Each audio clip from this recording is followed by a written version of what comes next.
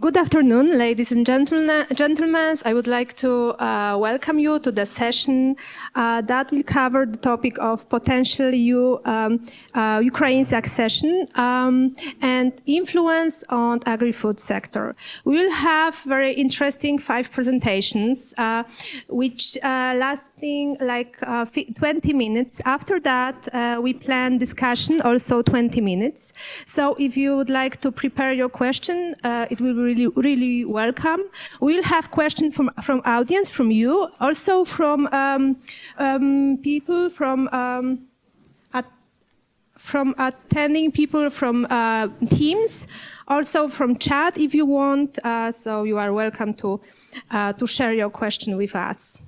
So we start with the first presentation, which will be on competitive position of the Polish and Ukrainian food producers on the EU market. The presented person will be Małgorzata Bułkowska. So the floor is yours. Please start your presentation. You have like 20 minutes, and please enjoy the time and prepare your questions. Thanks a lot. Thank you, Professor, for the introduction.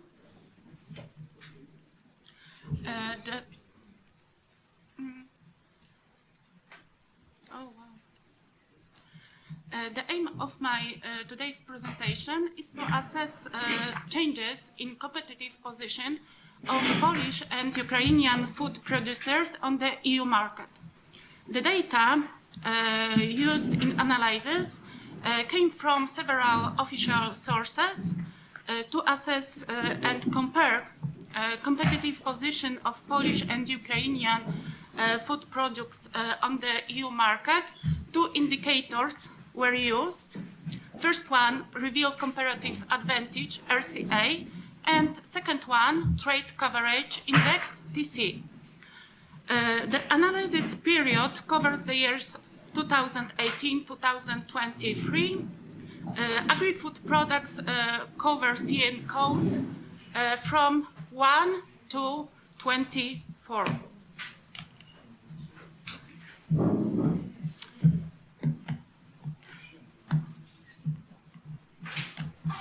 Production potential of agri-food sector is determined by a number of factors, such as climatic conditions, length of vegetation period, area and quality of agricultural land, as well as labor sources and also structure of agricultural production.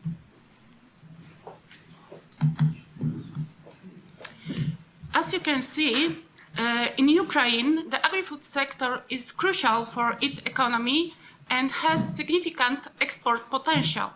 In 2021, agriculture accounts for about 11% of Ukrainians' GDP and about 40% of its export.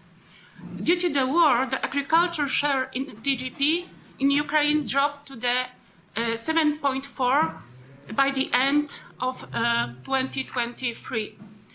In Poland, agriculture contributes around 3% of GDP and 14% of export. As you can see on the graphs on the right, in Poland, the structure of agriculture production is more diversified than in Ukraine, where crop production clearly dominates. In 2021, its share reached as much 80%. However, in Poland, it was only 48.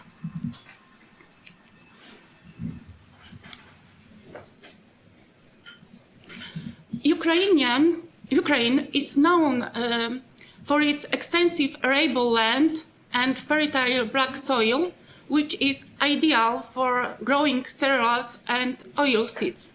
The main types of cereals cultivated in Ukraine include wheat, corn, barley, as well as oil crops such as sunflower, soybeans, and rapeseed. In 2022, crop production in Ukraine due to the war decreased by approximately 40% compared to the previous years. We can say that the war in Ukraine has significantly impacted both crops and animal production, but crop production has suffered more.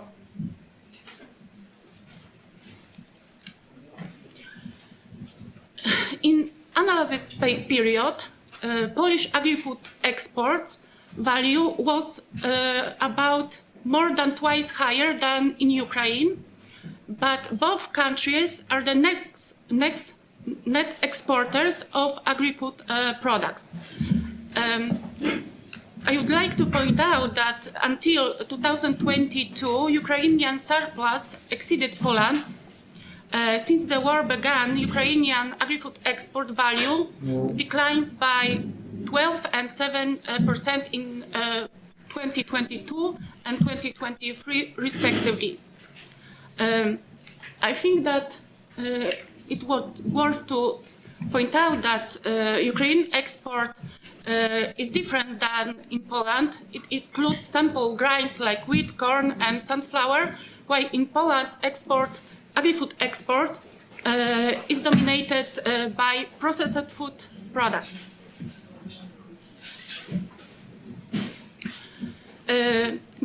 Geographical structure of Polish agri-food export in analyzed period remains stable. The majority, about 75% of Polish agri-food export goes to the other European Union countries. The main importer of Polish food products has traditionally been Germany, with the share about 25%. In Ukraine, the situation is different. We can observe that in last 2 years, we can observe reorientation for the export direction of Ukrainian agri-food industry products. The share of the European Union countries in the Ukrainian food export value increased by about 20 percentage points from 28 to 57% in 2023. These changes, of course, were caused by blockade of transport through the Black Sea and the search for alternative transport routes.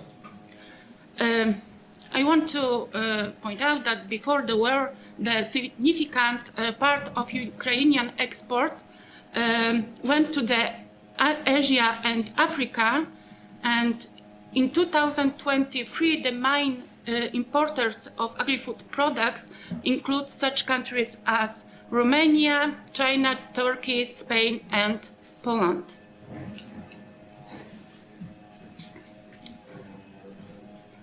This reorientation in Ukrainian export was also the result of EU-Ukraine trade relations. Before the war, the DCFTA, Deep and Comprehensive Trade Agreement, has been the key element for the EU-Ukrainian trade relations. But in June 2022, European Union introduced autonomous trade measures which liberalized import of agri-food products from Ukraine. It was and is the key pillar of EU support for our neighbor. This measure was extended for next years, and this year, in June 2024, European Union introduced a new autonomous trade measure that exceeding the duty-free import from Ukraine products into the European Union market to the June 2025. The new ATM measures includes two main new elements. First one is a protective mechanism for European farmers that can be activated in case of market disruption. This mechanism covers products like poultry meat, eggs, sugar, honey, oats, and corn. And the second new elements is possibility of imposing tariffs if import limits for sensitive products are exceeded.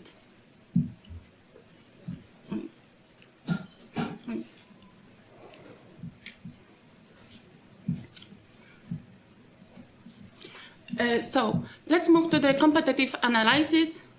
The identification of sensitive products in the export of both countries to the European market was carried out by stages.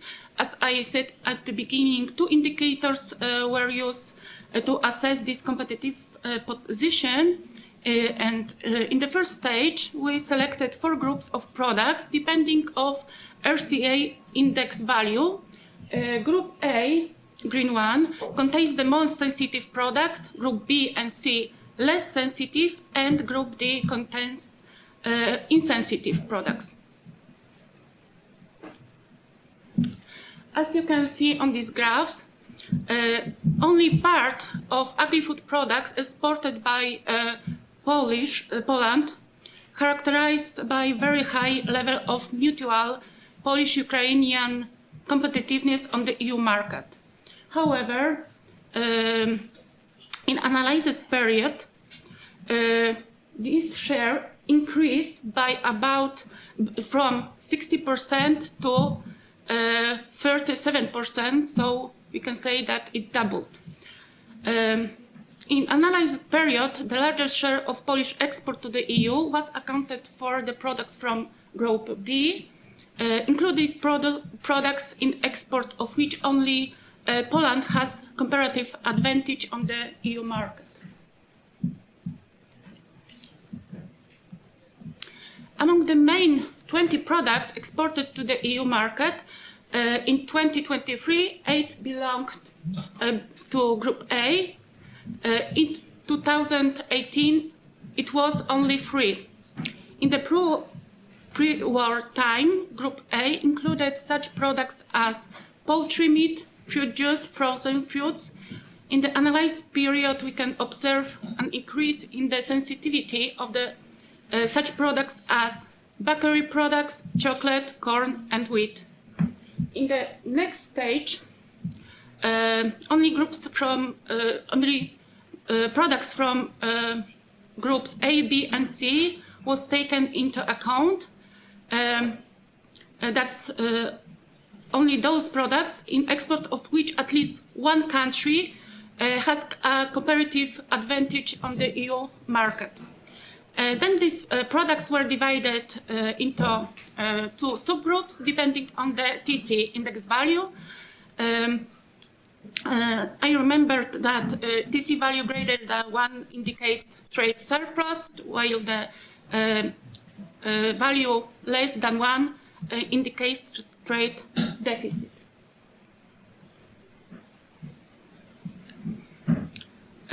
This allowed the selection of products that could be subject of mutual competition in the future. This table provides detailed list of products allocated to each groups and subgroups. The higher mutual competition we can observe in the export of such products as poultry meat, fruit juices, frozen fruits, confectionery, wheat, maize, rapeseed, eggs, and sugar. However, in the future, we can expect an increase in mutual competitiveness of the EU market for such products as beef meat, milk, animal food, cigarettes and tobacco, honey, vegetables, barley, wheat flour, soybeans, and ethyl alcohol. So the evolution of the competitive advantages of the Ukrainian food producers on the EU market will depend on several factors, mainly how long the war will last and how will be a process of post-war reconstruction of Ukraine and its integration with the European single market look like. So let's go to the conclusions. Ukrainian producers compete on the EU market with Polish ones also before the war. The ATM measures on the imports from Ukraine has only intensified this competition. The Ukrainian potential accession to the EU might lead to changes in supply and demand, requiring Polish producers to adopt the strategies to the new conditions. Ukrainian producers will need to meet the EU standards, which might be beneficial for consumers. Also, we can say that closer economic integration between Ukraine and EU may lead to collaboration potentially benefiting Polish producers through shared knowledge and sources. Also, Polish producers may gain access to cheaper agricultural products and grains. So we can say that there are challenges, there are also opportunities for Polish producers to innovate and improve their competitiveness on the EU market. So the process of Ukraine's integration with the European single market requires constant monitoring and assessment. Thank you for your attention.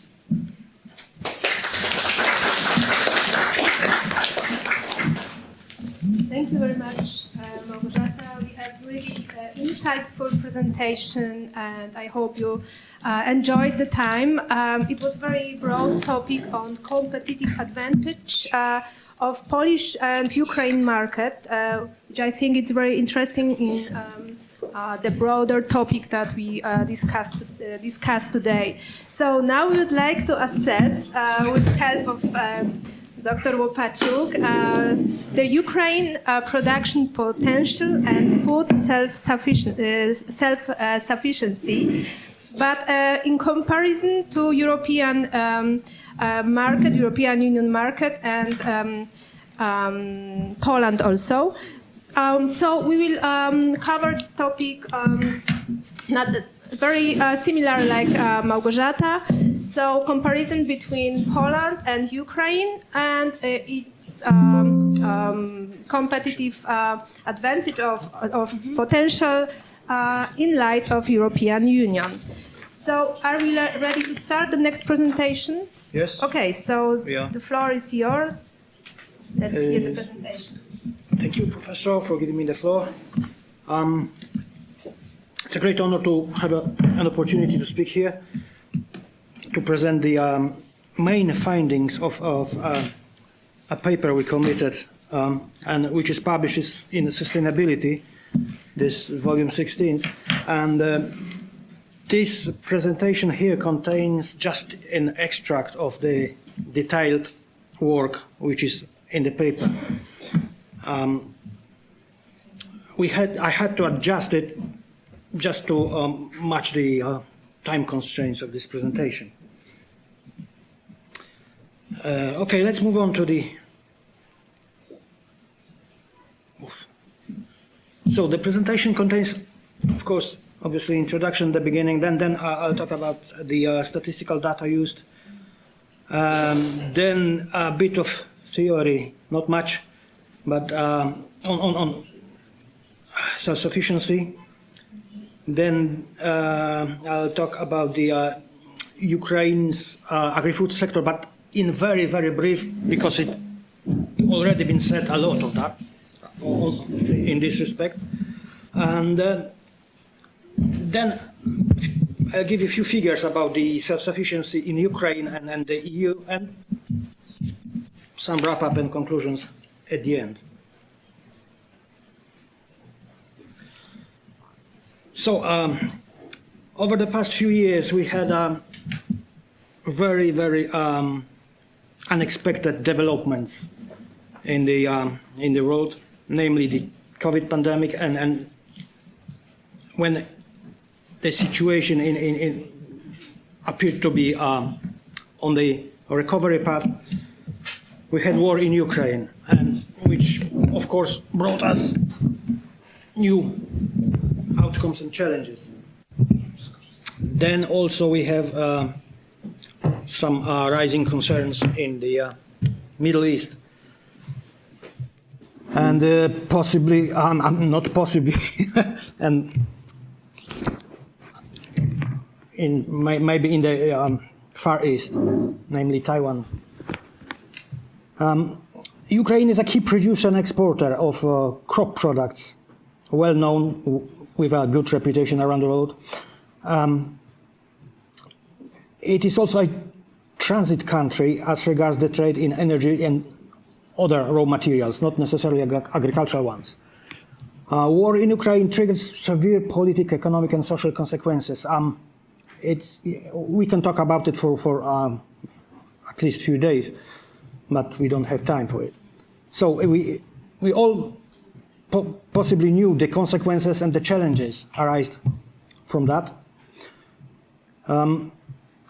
Simultaneously, over the past few years, the Ukraine went on a path of economic integration with the EU, which was started with this agreement in 2016.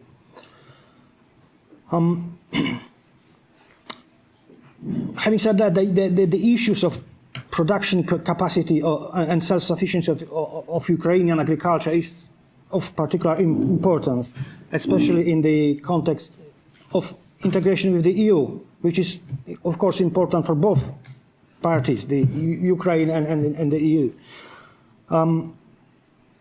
Knowing the potential, the capacity of agricultural production in Ukraine, it would bring very, very severe, let's say, fundamental changes in agri-food markets in Ukraine, and of course, in the EU.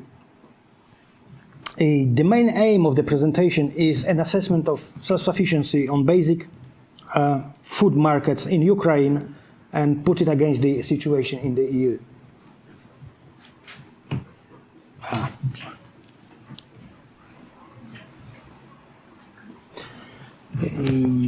Statistical data. We used the official data sources all available at the time, beginning from the US Department of Agriculture and Foreign Agricultural Service, which is one of the departments. The data on the production of Ukraine was derived from the PSD database online.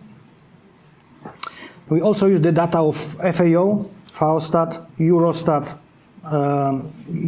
Ukraine national statistics, our statistics, some Polish statistics, and the Polish Ministry of Finance as regards the data on Polish foreign trade.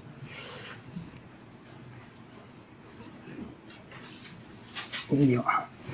A lot has been said on the Ukrainian agriculture, but we can just to make it shorter, we can speak about it in terms of strengths and weaknesses. First of all, climate conditions, long vegetation period, favorable distribution of rainfall, and the water availability. However, it is changing actually. The large area of utilized agricultural area, which is over 40 million hectares. The type of soil, black soils, dominate with some 60% of total country area. The agrarian structure, which is highly concentrated and specialized. There are large specialized farms in crop production, and benefiting from the economies of scale. Of course, it's due to bulk foreign direct investment, mostly. Ukraine has a really huge potential as regards export due to structural surpluses of products in numerous markets, such as grain, cereals, oilseeds, fruits, vegetables, and poultry products. In which case, it is a large producer and one of leading exporters. Geographical location and really well-developed logistic network in the form of Black Sea ports. Unfortunately, some of the capacity was destroyed, but fortunately, it's being recovered. Ukraine, through the Black Sea, has more convenient access to Far East countries, North African, Middle East countries, than even to the Western Europe. I mean, more convenient than Polish exporters, for example. Of course, it's a very agricultural production in Ukraine as compared to the Western Europe is very, very cost competitive, mainly due to much lower labor costs. And what about weaknesses? Of course, climate changes. They are faced in most of the countries with different scope in Northern Hemisphere. Possible degradation of arable land quality. I've read some literature on the degradation of the agricultural land in Ukraine, and the process has started, I can say. It's due to intensive technology of production under the condition of monoculture. Of course, war activities also contribute to that. So Ukraine yield level is relatively lower, and livestock productivity is also relatively lower than especially in Western European countries. And there is also a decline in production of red meat and milk, which gives low inventories, low stocks of natural fertilizers. So that another factor contributing to the degradation of arable land. Ukraine export structure is dominated with raw material commodities, which gives small gains on value added. Ukraine faces adverse economic demographic tendencies, declining population to below 42 million, which is due to economic migration, war refugees, war casualties. And there is also ongoing process of ownership changes, which hampers many issues in agriculture. Infrastructure, of course, war damage, and different rail systems in between Europe, Western Europe, and Eastern Europe. This is a heritage after the Soyuz, after CCCP. Of course, we will have a need for deep adjustments in the respect of production requirements in the EU. This is inevitable, and there is no way to avoid it. Okay.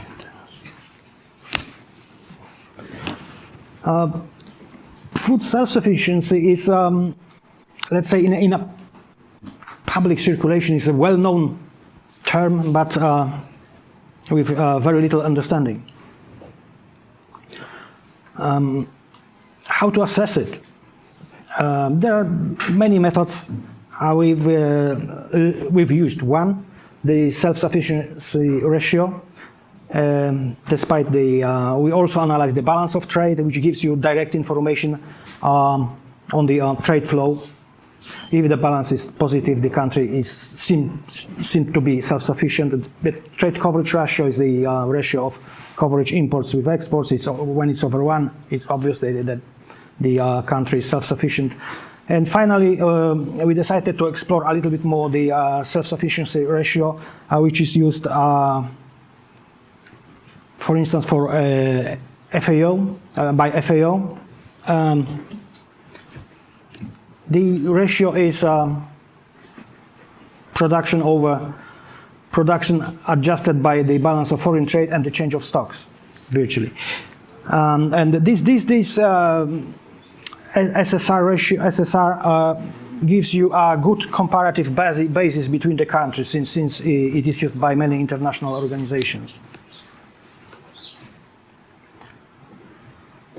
And let's go to the subject, to the main subject, let's say. So,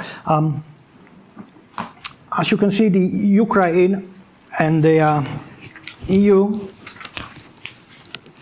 there is a, let's say, great degree of asymmetry in self-sufficiencies between particular markets. Fortunately, it is of course of course, fortunate for both two parties. Ukraine is very, very self-sufficient, let's say, in the production of cereals and rapeseed. However, in the case of cereals, we have to distinguish here, which is not done, in fact, in the presentation, between wheat and maize, especially taking into account the situation in the EU. In the case of wheat, EU is self-sufficient with the ratios exceeding much 100. While in the case of maize and other feed grains, there is the EU is below the threshold.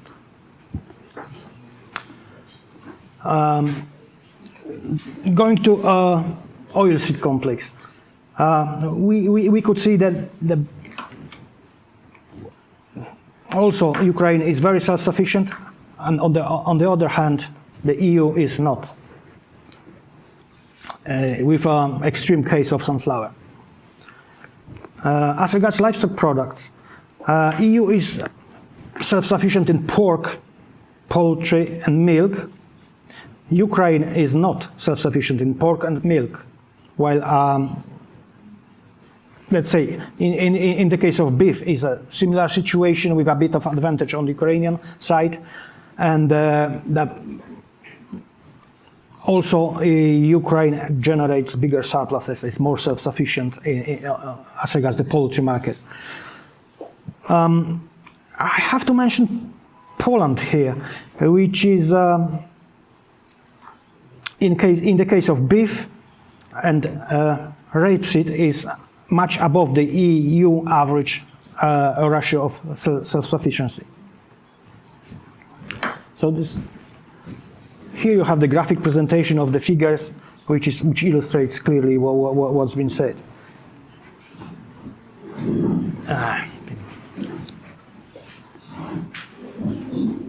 So, to conclude, what to say about Ukraine? It's one of leading exporters in the case of cereals, oilseeds, with great production capacity, however not fully utilized due to various reasons. Self-sufficiency in the Ukrainian agri-food sector is at a very high level, which is mirrored in the position of Ukraine as a large exporter, but with some differences between particular markets, as it's written here. War activities and not sustainable production technology negatively affect the production capacity, which allows us to raise some concerns about the future developments. Also, of course, the adverse tendencies as regards demography may a little bit reduce the decline in productivity in the future, as it would affect, would cause some reduction in internal demand, domestic demand.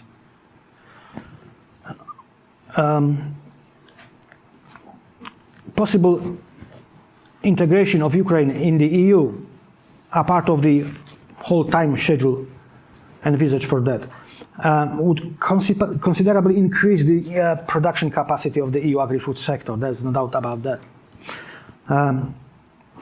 Of course, this would shift the self-sufficiency at the EU level very, very significantly, especially in the case of rapeseed or grains, namely wheat.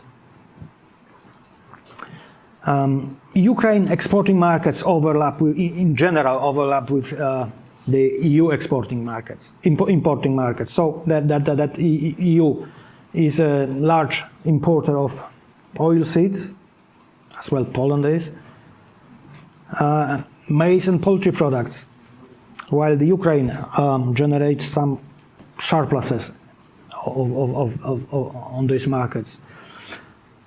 So, at the end of the day, EU would strengthen the position of large net food exporter on the world markets, assuming Ukraine is in the EU, which would increase the EU resilience for shocks, any crisis situation in the world, especially on the supply side.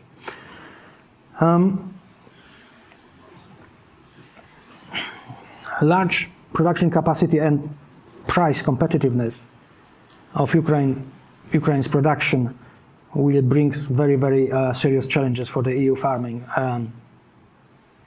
I think most countries most exposed for that would be located on the eastern border of the EU. It would be countries like Poland, Romania, and Slovakia. And at the same time, Ukrainian food industry will have to make some adjustments, and will have to be subject to deep restructuring in order to meet the conditions binding in the EU, arising from the CAP or other food security regulation, food safety regulations. So it means the bulk investments in the sector to be done. The above-mentioned changes are aimed at the implementation of, at this stage, no one knows so far, more or less, what would be in a few years, at the adjustment to the sustainability of agricultural production in order to match the growing environment concerns. Thank you.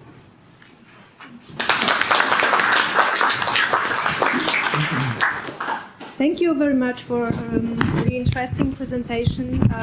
We have now view on self-sufficiency of Ukraine, but also have heard about weaknesses and strengths of agri-food production in Ukraine, what was, from my point of view, a very interesting additional topic in the presentation. So thanks a lot for the time. Now, we would like to invite next speaker, Dr. Kiforenko. We will hear about the war's impact on Ukraine's agriculture production.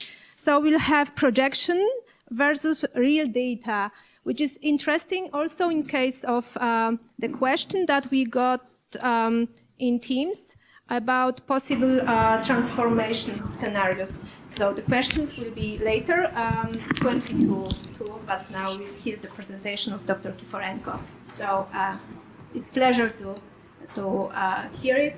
You can start if you are ready. So good afternoon to everyone. My name is Oksana Kiforenko. I'm PhD in Economic Sciences and Associate Professor, and currently I work in the Institute of Agricultural and Food Economics.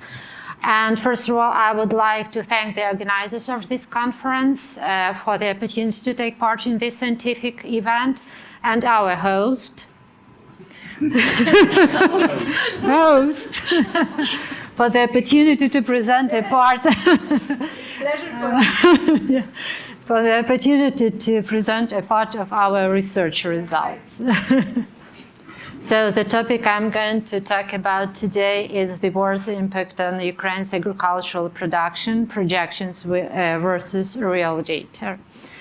So first of all, it's a matter of common knowledge that Ukraine is being talked about everywhere in the mass media, on television, radio, www, and so on and so forth. It's not because only of the natural resources the country has, which are not important only for the country itself, but of course because of the horrible events going on in the country. So the geopolitical situation of the country is very important, as the country comprises the territory of about 603,700 square kilometers, being the second largest country in Europe after the Russian Federation. So the geopolitical situation of the country is very important, as the country lies on the crossroads from and to Europe, and from the north to the west, and from the south to the east, bordering on Moldova, Romania, Hungary, Slovakia, Poland, Belarus, and Russian Federation. Well, the matter is that such an important geopolitical situation and geographical location of the country gives the country the comparative advantages connected with that. But on the other hand, that location makes the country, places the country in between. A gdzie mogę włączyć ten? Okay, thank you. But such an important geographical and geopolitical location of the country places the country in between the most important, or some of the most important global players, economic and political one, like the CIS, I mean the Commonwealth of Independent States, of course, and the EU, or in other words, the CIS and the NATO. So, but of course we can say that such a huge interest towards Ukraine, it's not because it's rivers, lakes, or mountains, or whatever. Just I'll allow myself to present some basic geographical facts about Ukraine. I'll just be quick in order you to better understand the production potential of the country. So you see, sorry. The biggest mountains are on the west of the country, the Carpathian Mountains and the Crimean ones. More than that, which is very important, especially nowadays, as we know that some regulations about the water supply and water use while agricultural production is being more and more important in the EU. And as far as I know, those issues connected with water and sufficient water supply and sufficient water use in the agriculture is being talked on the highest levels of the European Commission. So I should say that despite some big rivers like the Dnieper, the Pivdenny Bug, and other rivers of Ukraine, there are 3,000 lakes in Ukraine, which are about, sorry, just not to be mistaken, about 3.5% of the whole territory of the country is underwater, which makes a huge sufficient water supply either for agriculture or for the survival of the country, and it gives to the agricultural production of the country. More than that, but of course, such a huge interest to Ukraine, it's not because, as I have already said, not because of its rivers, lakes, and so on and so forth, but because its soils, of course. Here you see the soils map of Ukraine. So from the northwest to the southeast, the territory of Ukraine can be divided into the zone of sandy potsoil soils, the most fertile Ukrainian Chernozems, the so-called chestnut soils, and the saline, not those so fertile soils. So, but to deeper understand the structure of the agricultural land and its dynamics of the country, the changes of the agricultural land divided by its kinds are visualized in this table. I won't take your time and attention analyzing every single kind and its dynamics, but you can approach me. I can give you the explanation, and more than that, all those explanations and data are already published in our article in the European Research Studies Journal, so you can just download it. It's in English, but if you have any questions, you can approach me. So what I would like to draw your attention at is the changes, the differences of the land acreage in 2020 and compared to 2000 and 2015, and you see that we can see the negative changes in all the kinds of the agricultural land except one, I mean the arable land. But the increase of the acreage of arable land in Ukraine can be explained by the decrease of the acreage of all the other land kinds. Okay, but the availability of the fertile soils alone doesn't give us all the prerequisites for the successful development of agriculture. So as you can see, the irradiation map of Ukraine is presented here, and the amount of soil's energy decreases from the south to the north.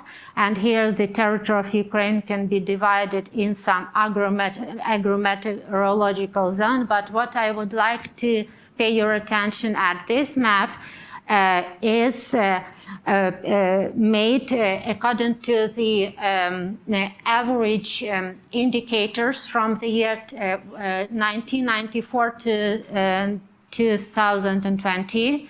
But as we have already talked with our Ukrainian colleagues, nowadays the climatic changes just made those very hot areas move further towards the center of the country, just allowing some agricultural producers to produce the agricultural crops which were unbelievable to produce in Ukraine, something like we talked about some kinds of fruit and nuts and so on and so forth.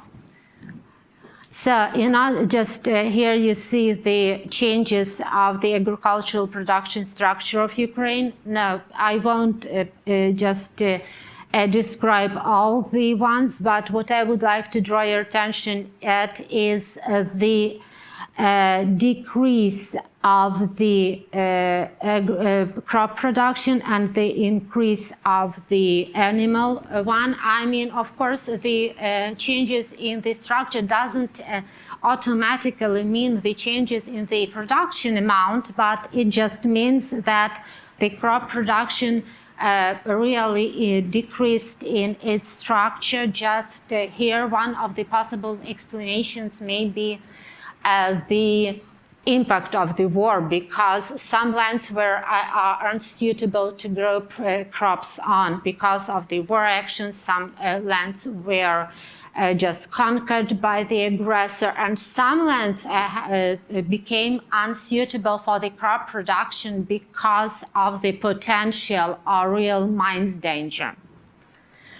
Just the agriculture of Ukraine by kinds are presented over here. Another, no, just detailed explanation, just some attention on the differences of 2022 to 2010, and here you can see that we can divide those differences in two groups. I mean those that increased their values and those that decreased. But in the case of the differences of 2022 compared to 2021, of course, it can be also divided into two groups, but the groups would be a little bit odd. I mean, the only positive change of the production is just the crop production, which are not listed here, but all the other agricultural production amounts decreased, of course, in 2022.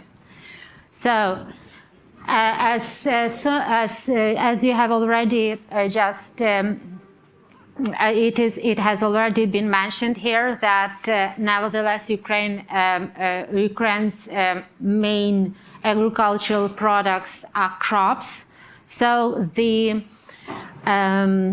production of the 6 crops, why those only those 6 crops were taken, for example, by me and my co-author, because according to the Wheatcom-Trade database, we just made the list of the most important agricultural products important for the exports of Ukraine.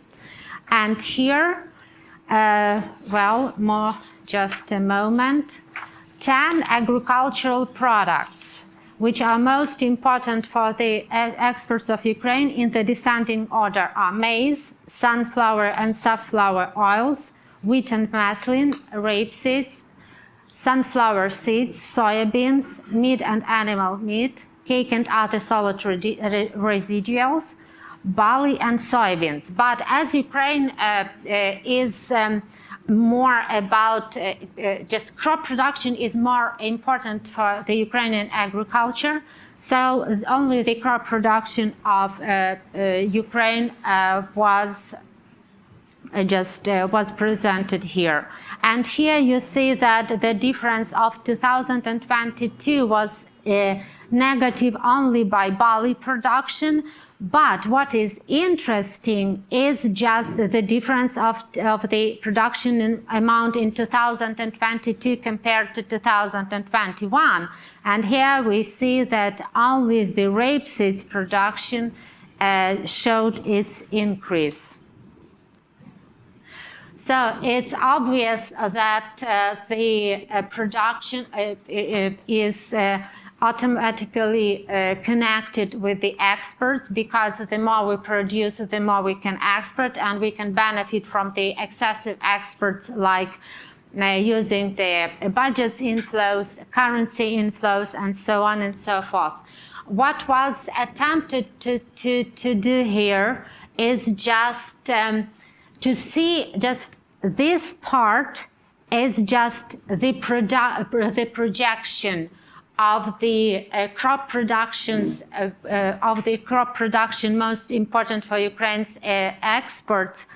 In the scenario, there would have been no war. That scenario. But then in the right hand corner, the real data of 2022 were added, and here you can say how the econometrics models like trend lines and productions projection and the real-time data just coincide different and so on. Of course, I'm not saying here that this is the only scenario, the only possible method, and so on and so forth. What we were trying to do here is just to give the decision makers, the politicians, the agro producers and traders some other option in order to assess the possible influence of the war and everything connected with it. Sometime. Oh, super. I'm sorry, I just wanted to be just on time. So what I would like to draw your attention here is just the difference and coincidence of the projected and the real-time data.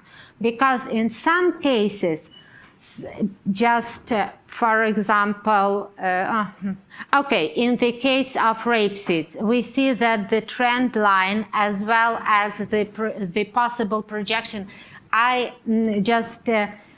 it was my proposition just to take only one time a period for the projection in order just to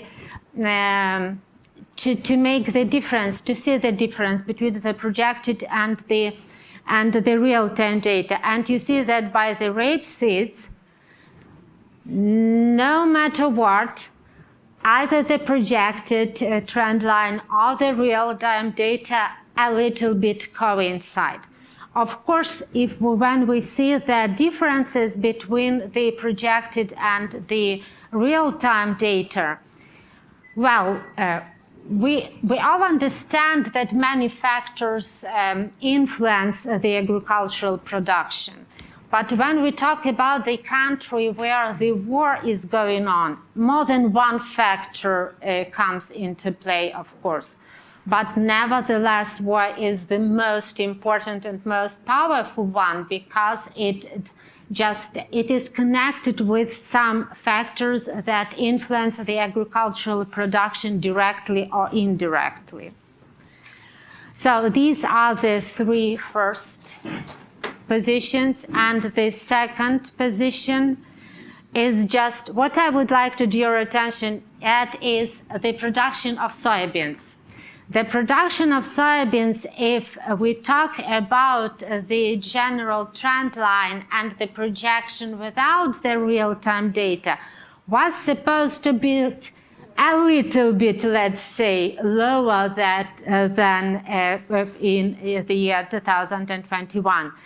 But in the reality, the production of soybeans is the production of the only agricultural crop that didn't, how can I say, just fit in our projections. So, according to this overall analysis, Ukraine's agricultural production is a relatively good state, how we can just say it, thanks to a good geographical location, favorable climatic condition, availability of sufficient amount of water, attainability of skilled, relatively cheap workforce. And here I would like to say that why I put here relatively cheap workforce. Sorry guys, but when there is a possibility to look for better wages, better workplace, and the possibility to find that workplace, though the Ukrainian producers, I mean especially the Ukrainian employers, have to attract or make them stay, I mean the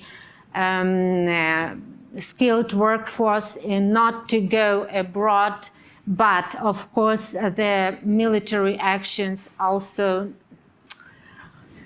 how can I say it in a delicate way, need some for just human resources, let's say, and it influences, of course, the availability of the workforce in Ukraine's agriculture. Of course, the availability of Ukrainian Chernozems, which comprise about 50 to even, there are some data to 60% of the country's territory. Well, in the cases of maize, wheat, rapeseeds, sunflower seeds, and barley, the general projection trends for the year 2022 coincide with the ones of the real-time data, though the changes of the real-time data are bigger than those implied by the projected trend lines, of course, in a negative, I mean, in the direction of decrease. The exception is the soybeans production, and the differences, I mean, the differences amount in the amount of the production of the projected and real-time data values are especially big in the cases of maize, wheat, sunflower seeds, and barley. So just the worst impact on such a production factor as land, as I said, that the crop production decreased because of the worst impact on such a production factor as land. Amidst the others comprise the decrease of the overall Ukraine's territory of about 20, but now we see that there are even data about 25 and even 30% of the territory. The decrease of the agricultural land acreage, I mentioned the factors, the decreased amount of land suitable for agricultural production, and the polluted land, of course. And according to the FAO assessments, the overall damages made to Ukraine include partial or full destruction of machinery and equipment, storage facilities, killed livestock and perennial crops, stolen inputs and outputs, which are just huge, and agricultural land that needs recultivation, purification. And among the others, the losses include production loss, higher farm production costs, and lower farm gate prices due to the export logistic disruptions. Just one sentence. Therefore, taking into account everything mentioned above, I would like to just add one sentence from my personal point of view. I mean the adaptivity and flexibility and resilience of the agricultural economic sector it's not just an interesting research topic or whatever. It's a key prerequisite for Ukraine to survive, to function further, and to rebuild itself after the war ends. And now I would like to thank you all for your attention. Here is my email contact. You can approach me. I'm open for cooperation. And if you have any questions, we have some time after the discussion.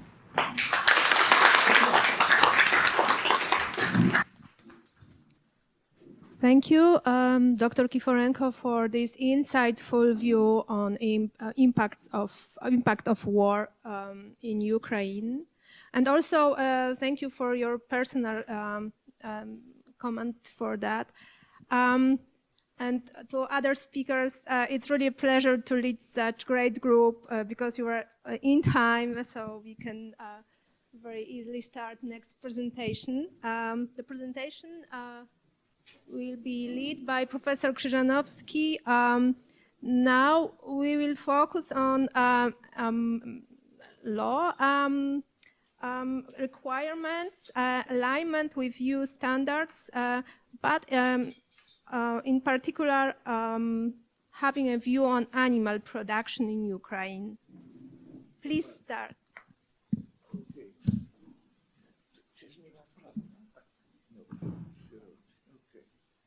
Włączamy to.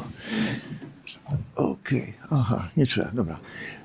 Good afternoon, ladies and gentlemen. Thank you very much for this opportunity. This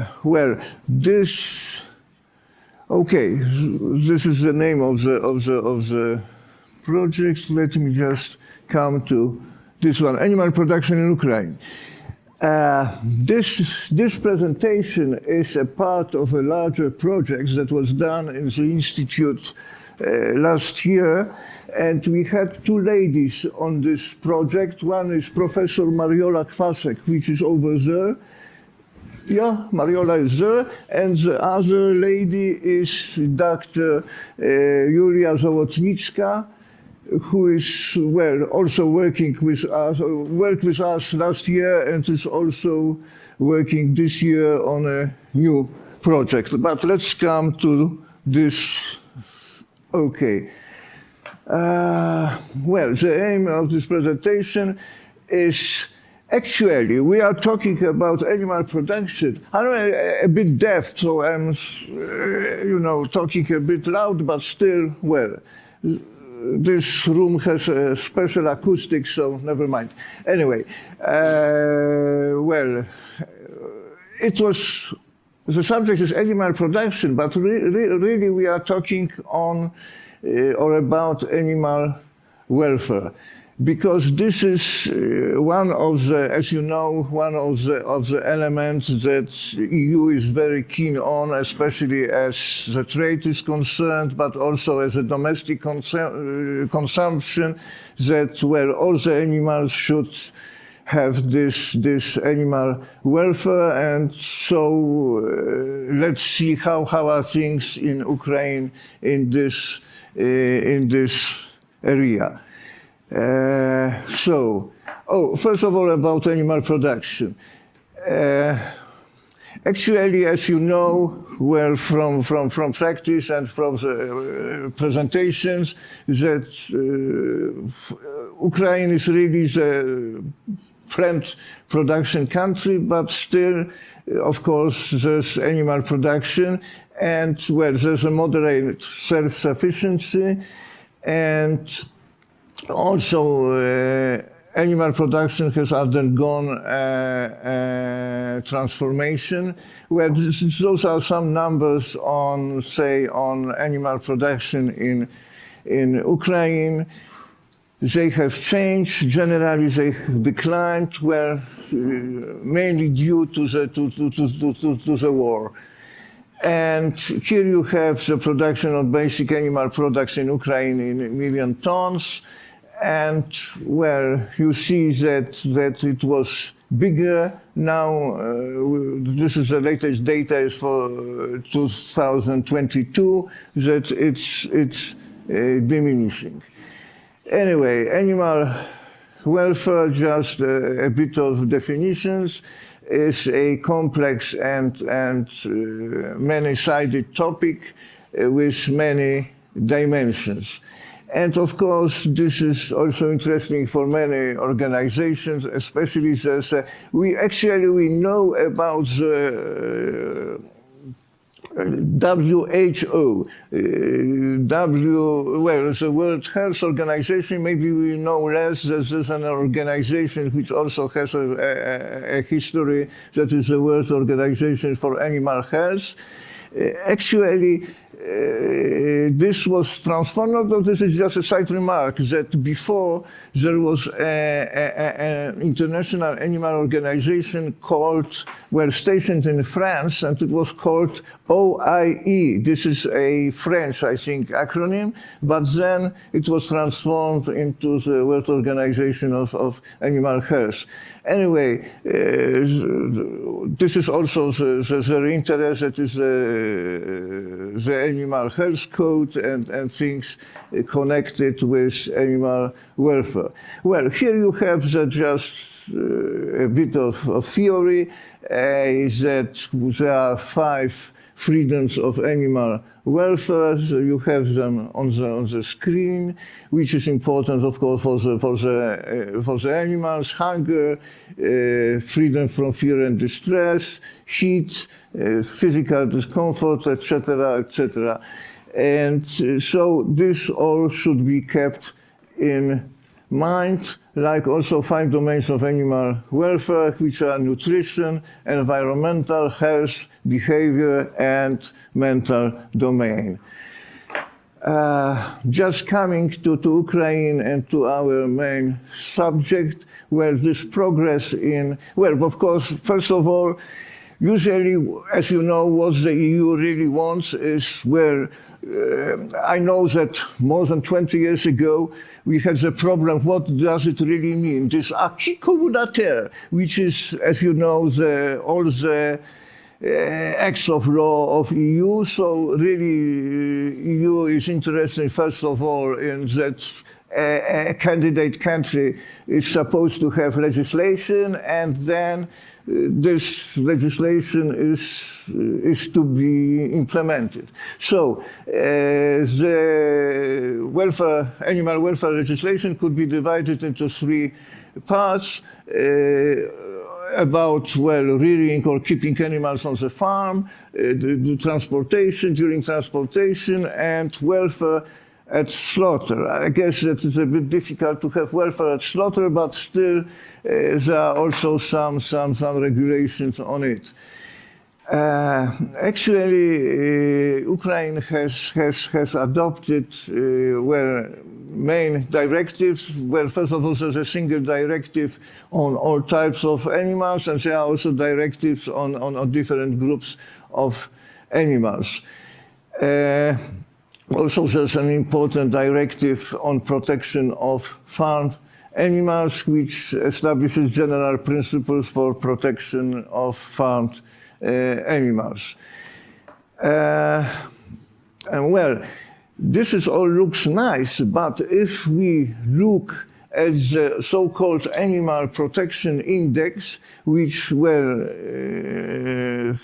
a review on what's going on all over the world, Ukraine is assigned as an E rating, which is rather low. So this is the same group as China, Nigeria, and some other countries. So in Ukraine, the legal reforms began in 2006 with adoption of the law on the protection of animals against cruel treatment. This is really important, and it covers all animals, not only farm animals, but all animals in the country. Also, in 2021, a new law was introduced on veterinary medicine, which also takes care of different areas like animals during breedings, and also what will happen if the law is broken, so to say. The requirements for keeping, breeding, feeding, transportation, and slaughter of animal. It was said that this law will enter into force after 2 years after its publication, but now it is, this is the information from last year, that the law will come into force not before 2026. Also, there are some, really there is a progress. Like in 2021, the ministry in Ukraine developed requirements for the maintenance of certain animal species like broilers, laying hens, pigs, and calves. And they are, so to say, relevant or equivalent with the EU regulations. Also, there are requirements for the welfare of calves during husbandry, and, unfortunately, those regulations have some weaknesses, because they do not apply to farms which have less than 10 animals. And in many cases, as I understand, animals in Ukraine are kept by farmers who have really, you can call it farm, but really, on small farms. And this regulation doesn't cover this case. Also, there are other weaknesses.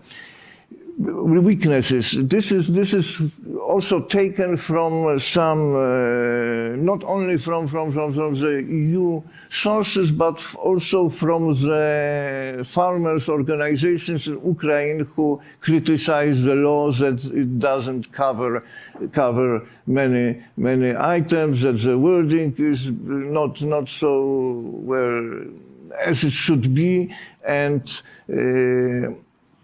for instance, about antibiotics, which is very important in all countries and also in Ukraine, that there is no testing of medicines which are given to animals. And also many of the regulations, of the EU regulations, like you have this in bold, that for welfare during slaughter and transport of animals, those regulations has not yet been transposed. And here, of course, as you know, all the presentations will be available on the Institute website. So really here, for the purpose of the paper, of the presentation, here you have the acts that were introduced, so I won't read it. And also, there are some special regulations on animal diseases. Like here you have 2 examples. This is a bit complicated, but I am not an animal, so to say, specialist, but one is on swine vesicular disease, and the other of control of blue tongue disease. And also, since we have this law on veterinary medicine as well, those diseases are taken,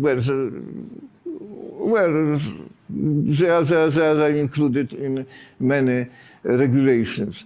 So, by June, because this is the information that we had, by June 2022, Ukraine has fully adopted 77 EU legal acts, with a further 69 in drafts.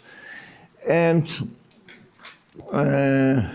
also what was done, because as you know, it is like was the case with Poland and with other countries in the past, that this negotiations are divided into chapters, and there's a chapter 17 on agriculture and rural development, and those commitments are included in this chapter. Yes, and now it is generally said that by 2026, most of the regulations will be adopted. Of course, to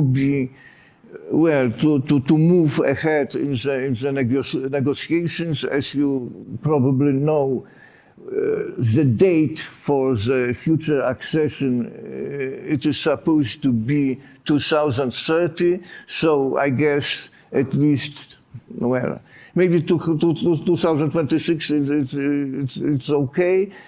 Anyway, the legislation should be in place, I guess, at the latest in 2028, I suppose. What else we have here? Yes, why it should be, this legislation should be introduced, and of course not just legislation, but also real actions should be taken. Well, first of all, this is that the trade, Ukrainian exports in agricultural products would be on the same basis as it is, with EU exporters. And secondly, it's important for the EU consumers, who are very keen that the animals, are all kept in this animal welfare conditions.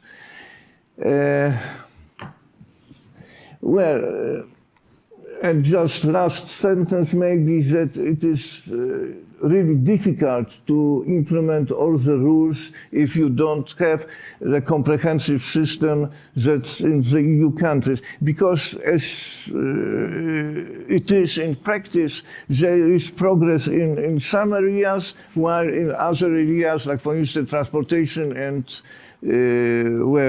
slaughter, the progress is smaller. So anyway, let's hope that everything slowly will be done. So thank you very much for your attention.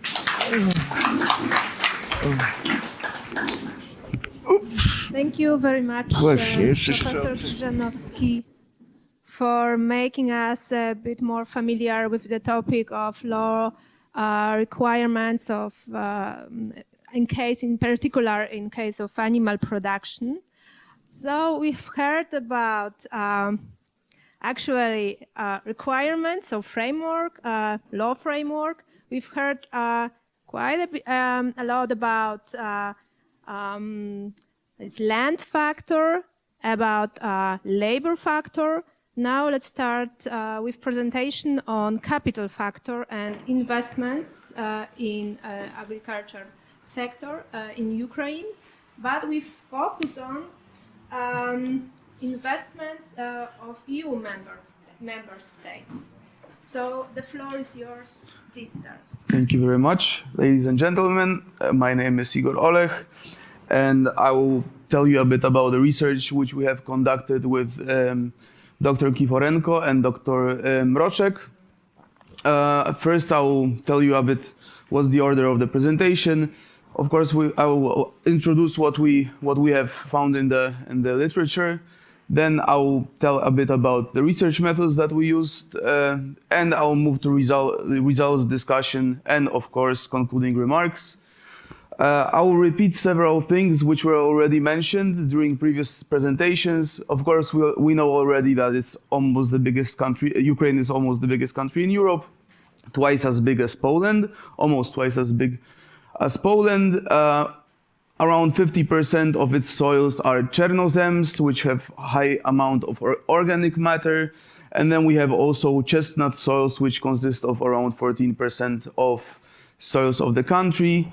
These of course are very favorable conditions to grow food, to grow crops. And thus we have huge amounts of crops in this country, a huge amount of food produced in this country.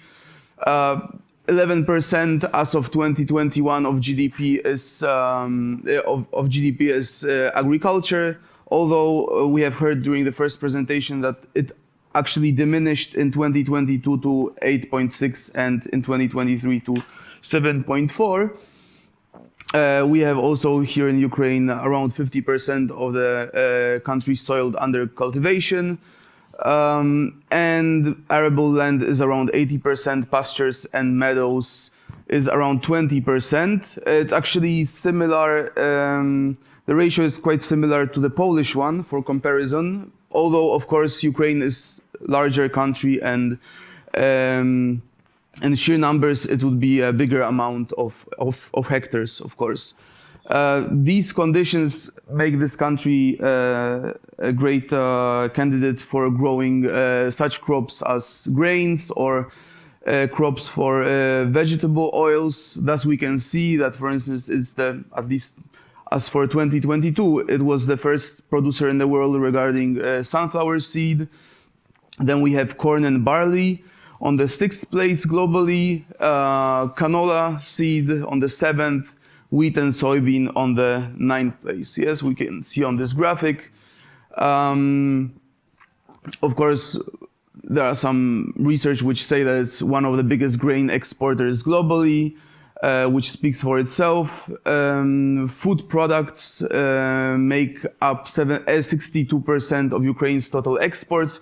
So significant part of the country's trade is food, and only grains account for 41% of this export. Of course, the years, as you can see, these data points are different. Of course, here we have 2023, here we have 2024, but at least for the comparison, you can see that these are large amounts. Yes, so let's move to the main question of our research, which is investments in agri-food sector in Ukraine. Here on the right, you can see, for instance, a screenshot from a website which I found online. It's called Ukraine Profit. It's a company which deals. It's not a commercial, but it's just interesting that it's easy to find companies which help foreign investors to make these investments in Ukraine, specifically also in agri-food sector. So the key factors which we look at is that investments drive efficiency and competitiveness in agriculture. It's significant as there is a big talk about EU becoming a member of European Union. Benefits of such investments is that it can reduce poverty and enhance development. Probably even the second part, this development, is even more relevant for the research, as we also have heard in the previous presentations how important can be the development of the sector in the face of Ukraine possibly becoming a member of EU. What are our research objectives is to assess foreign investment inflow into Ukraine's agricultural sector and to identify which EU countries actually contribute the most and also the least, which I will come back to in a few minutes.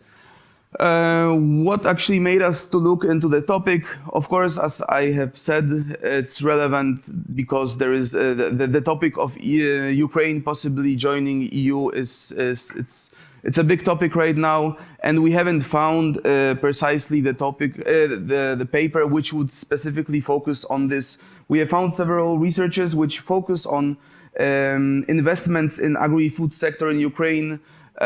In general, looking at bioenergy management or into the impact of the war or possibilities of the sustainable development and rural development, but none of these researchers was looking at the EU countries' engagement in FDI in Ukraine. What were the research methods that we used?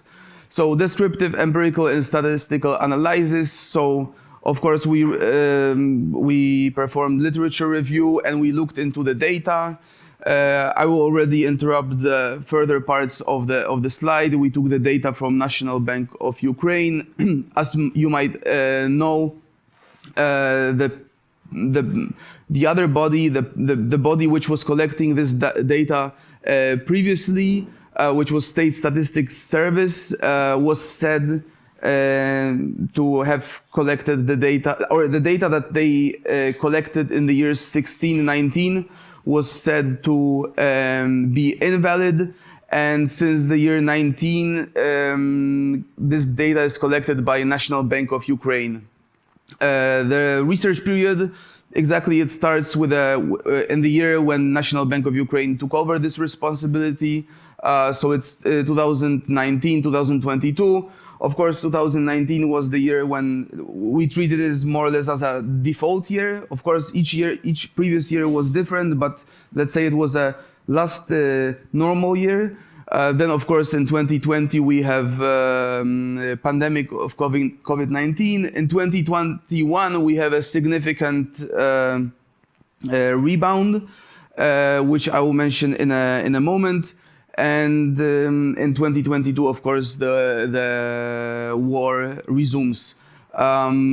Also, other methods that we used is graphical method and data visualization. We used some tables to illustrate our research, but we did not include it in this presentation, so you can look into the paper yourself and enjoy looking at these, at all this combined data. You can find the paper in European Research Studies Journal. It's already published. Getting to the main point of the presentation, who are the main investors? If we summarize it, this is the group of the main investors for EU investors in Ukrainian agri-food sector. So we have Cyprus, Netherlands, Luxembourg, Germany, France, Poland, Hungary, Austria, and Sweden.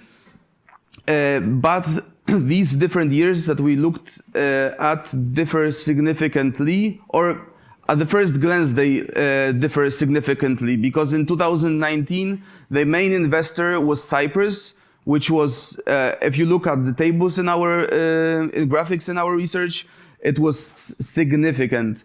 Then we have, it was, I think, around 4 or 5 times bigger than Netherlands, which was itself, I think, 3 times bigger than Poland. So it was manifold larger than other countries, similarly as Netherlands.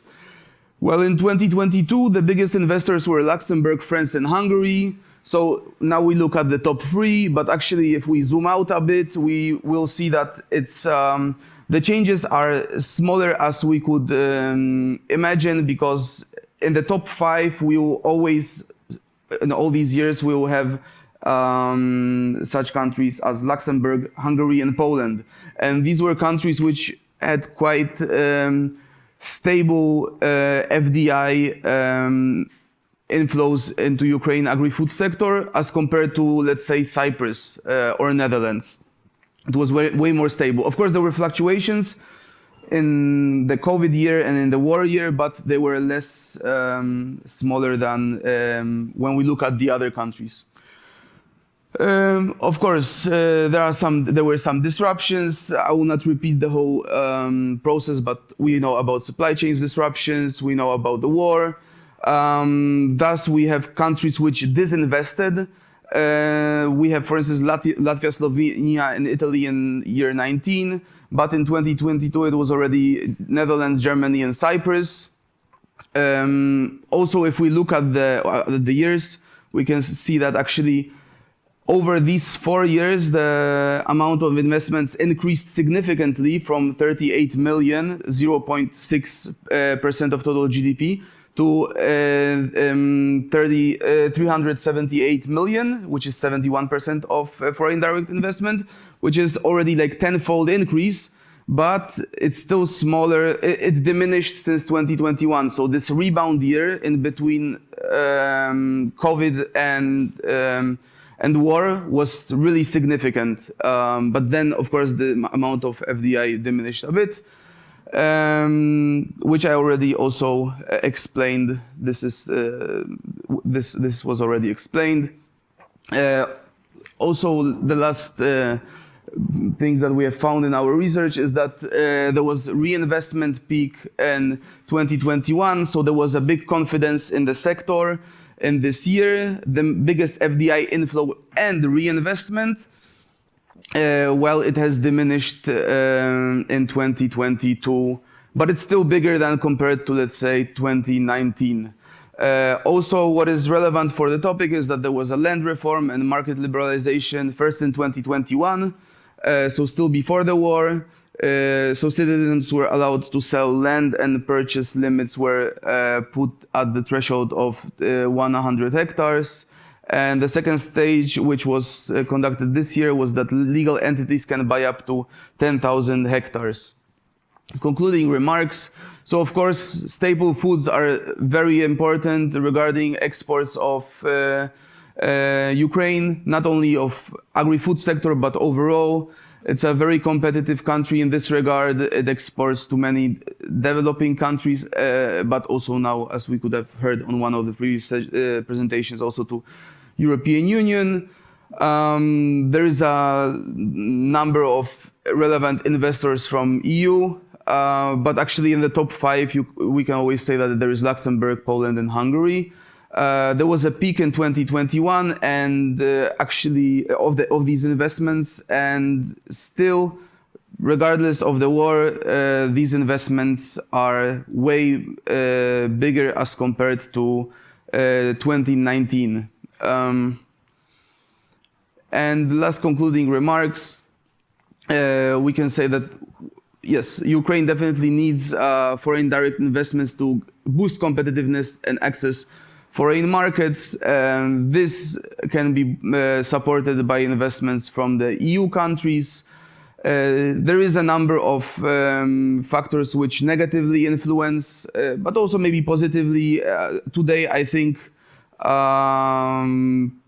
okay, this is different commodity, but palm oil hit its records high. So food can have interesting future in the future. Sorry for funny wording. And yes, there are of course also important changes in law. What is also relevant is that there were significant losses due to the war, 80 billion in damages to agriculture, and it was calculated that for the recovery, Ukraine would need around $13 billion, more or less, $13.5 billion, and it would require 300 million annually to improve its public services for the sake of improving its trade. These are our sources. Thank you very much.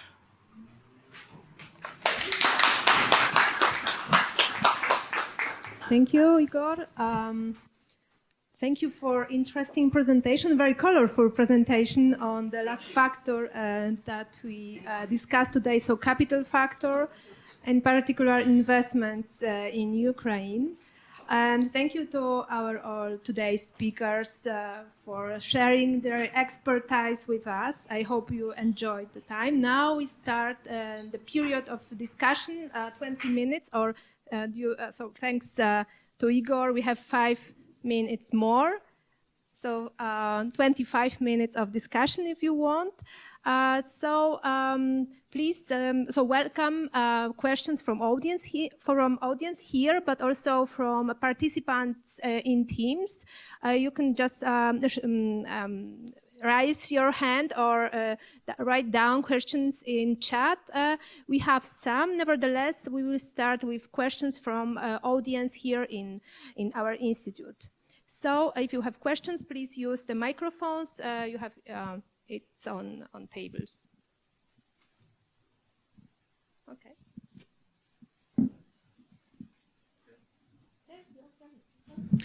I would like to just point it out that Cyprus, it is probably Ukrainian origin companies, because most of the Ukrainian companies invested a lot in in Cyprus and move it there. There is also the tax question over there. Thanks. Yeah, that's right. That's right. That's right. Any other questions or comments? Also, are really very welcome. Yes, you're welcome. Benjamin Gavrik from Ministry of Agriculture. This is probably a question to Dr. Łopaciuk and Dr. Kiforenko as well. We call often Ukraine as a breadbasket for the world. There is a question of the plant protein deficit in Europe generally. So can Ukraine develop into a plant protein provider for Europe? So actually it was the question. Yes, sure. If you want to start. So I think it would be better if you please start and then we go to Dr. Łukasz. Okay. Can you share?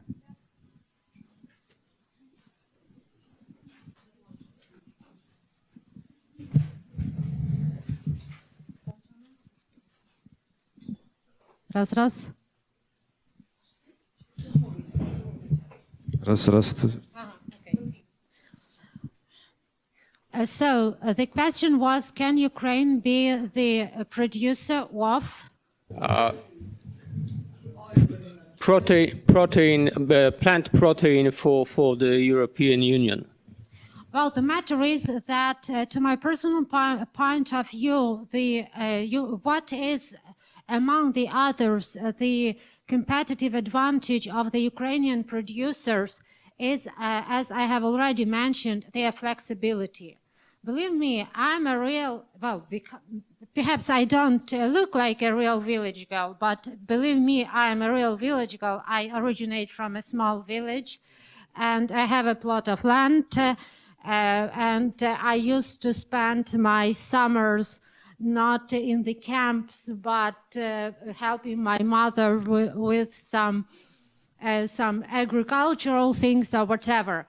Believe me, if there are some possibilities to export, to make money, to adjust to the needs, if the EU have the need, believe me, the Ukrainian agricultural producers will adapt to that. And now I'm not talking only about big agro-holdings, because everybody is afraid of big agro-holdings. Sorry, guys, but big agro-holdings exist everywhere, in Ukraine as well. But if we talk about just small farm producers, my neighbors, my just acquaintances and friends, they all start their days being in a village from the listening to the news, reading some publications, and when there were some blockings of the export routes, well, in villages, the small producers were talking about, okay, I have a small field, what I should sow this field with next year, because perhaps there will be fluctuations about in the exports, so in order to adjust to that. So I think that if there are some prerequisites, some demand, so I think it's possible. But sorry, I'm not the official representative of any governments. I'm not the official representative of any organization, just an independent researcher working here. So it's my personal just assessment, you know. If I answered your question, okay, if no, just... Thank you very much, Dr. Thank you. Kiforenko. Dr. Łopaciuk, would you like to add something? Yeah, I think a part of the question is, it is not a good idea to rely on a single supplying country. or to expect from a single country to match all the demand for the EU. EU is, of course, let's say, deficit area in the whole oilseed complex, including soybeans and other oilseeds and protein crops. And I think that it's not enough agricultural land in Ukraine to satisfy the EU needs. Partly, yeah, of course, but not entirely. But could you answer the question? Is it possible or not? Not. It is not, because Ukraine has not enough arable land just to satisfy the whole EU with demand for protein crops. Thank you. Thank you for your answers. If you let us, I would like to share one question from audience from Teams, and then we switch again to audience here. So please, Dr. Yes, we have a few questions from chats. The last one during the last speech, there was a question from Wanda Klepacka. I can read it. How incomes from agriculture compare to income from other sources in Ukraine? And the next part, is agriculture work in Ukraine profitable? And for how many inhabitants of Ukraine, agriculture work is the only source of income? Can you see the question on the chat?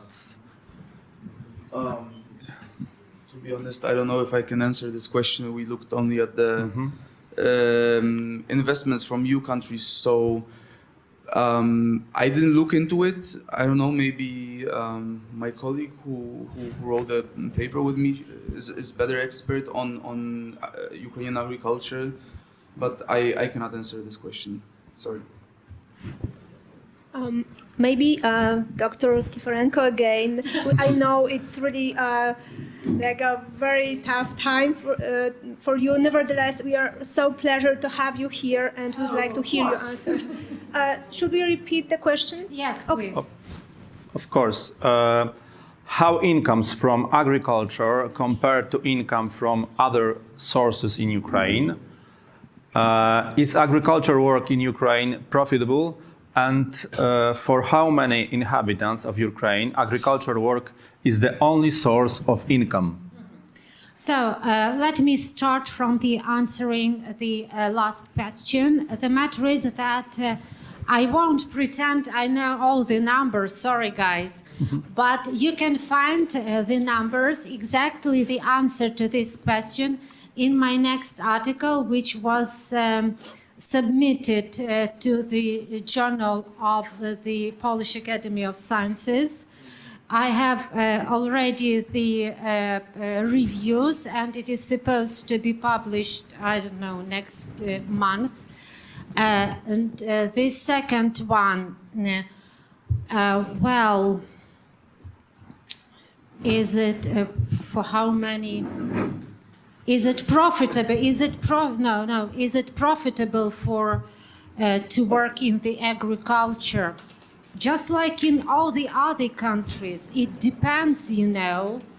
If, for example, I am a small farmer and I have a plot of land, and I lease some plots of lands from my uncle, from my relative, and so on and so forth. So it is the only source of profit and of income for my living. Of course it is profitable because I live on that.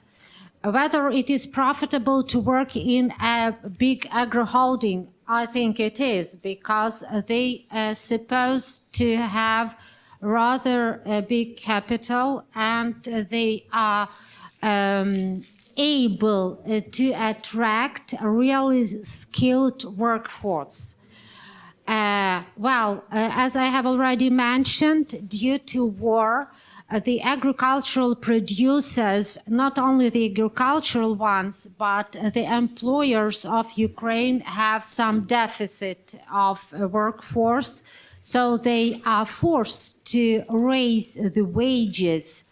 So the employers nowadays can just not change, but to choose the workplace. So I think it is. Again, it's my personal point of view. Thank you again for sharing personal view. I would like to skip to audience here again. If you have questions, please feel free to join to discussion. Yes, please.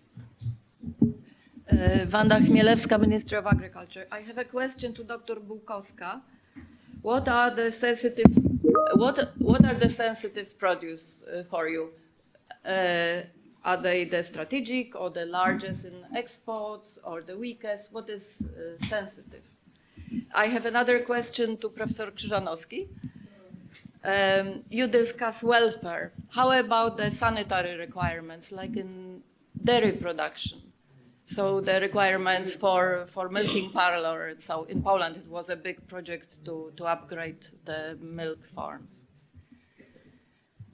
And maybe one more tricky for you. Ukraine has already access to European market without meeting standards. When should they be required to start meeting standards? All of them. Thank you. When?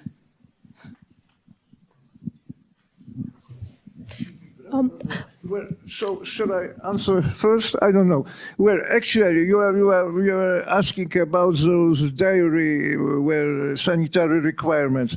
Well, actually, we were talking here about welfare. Well, it's I don't know, frankly speaking, because in Poland it was a big problem, as we both know, with those, how do you call it, manure plates. What's the name? Anyway, with manure and with hygiene in dairy plants. So I guess there's much to be done. And frankly speaking, I don't have the numbers. Probably you have, because as we remember, we had the problem about the milk quality. Yes, that now our milk is in the whole milk is this highest class. While say 20 years ago or 25 years ago, it was different.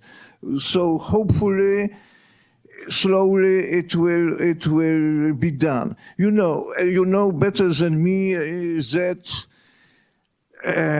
politics is more important than economy. As you know, Romania was admitted to EU without keeping animal production standards. And I don't know what is the situation today, if Romania is allowed to export meat products or no.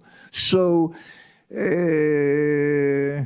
well, what I was going to say, well, hopefully, we know that the products are not keeping the EU or the EU standards, but I guess this will be the point we frankly don't know how the negotiation will go on. What would be the transition periods, what will be allowed, what will be not. Well, so I don't know, but hopefully there will be progress, because otherwise we can't imagine where the access of with all those agricultural points. Yeah.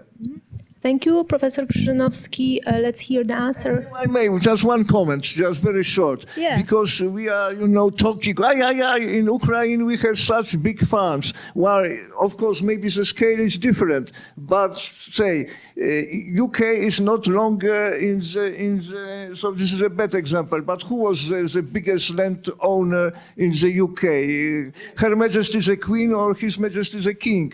And in Spain we have big holdings, in France, so let's not exaggerate. Thank you for answering the comment.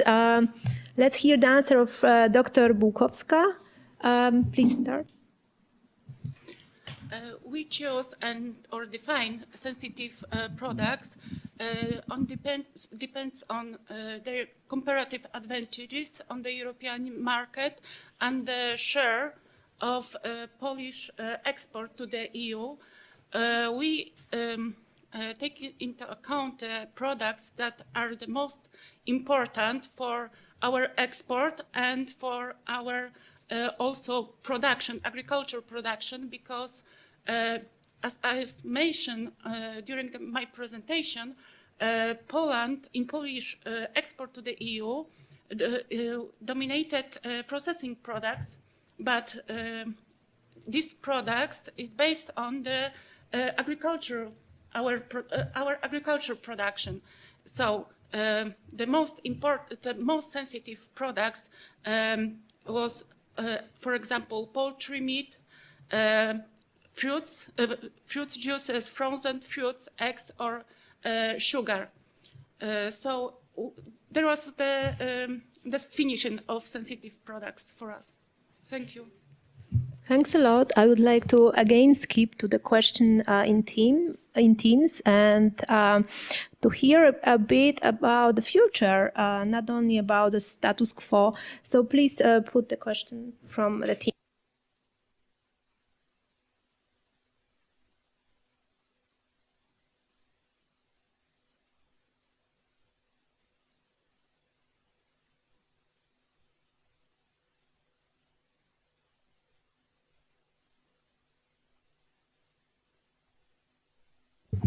No, we did not. We just provided the input for doing so. And the self-sufficiency ratios calculated for Ukraine and for Poland and for the whole EU just provided a basis to probably to build some scenarios. We did not build any in the paper so far. Thank you. The question to you, dear audience, do you have any further questions? Any remarks? Okay. Would we like to hear any additional questions from teams?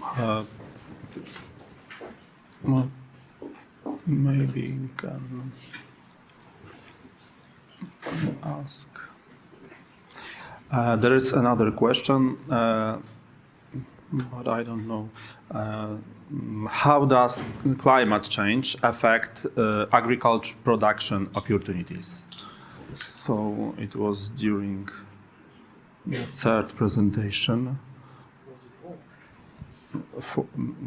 So I think it was within the presentation of Dr. Kiforenko, and partly it was covered. Yeah, again.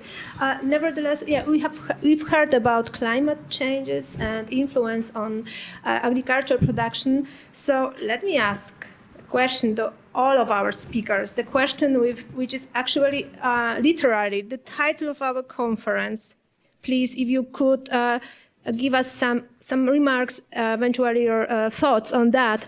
The impact of Ukraine's accession to the EU on the Polish agri-food sector. What do you think about that? Yes, please. I think for us is the best way to go back to the end of the 90s and when we were accessing about to enter the EU. I mean, at least the talks started then.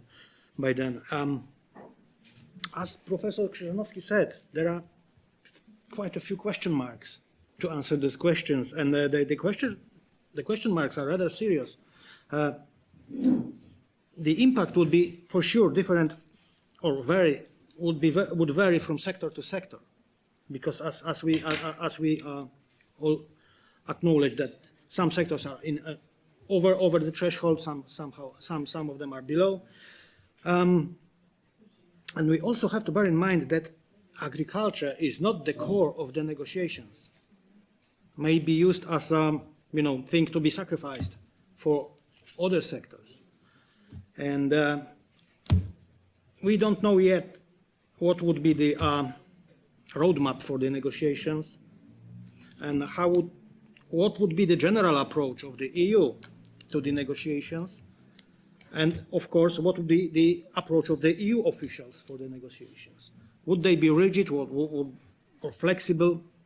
We don't know it. So it's a very, very, and at the same time, the issues of negotiations on the issues of accession are very, very important and yet unknown, certainly. Yes, please. It's your turn.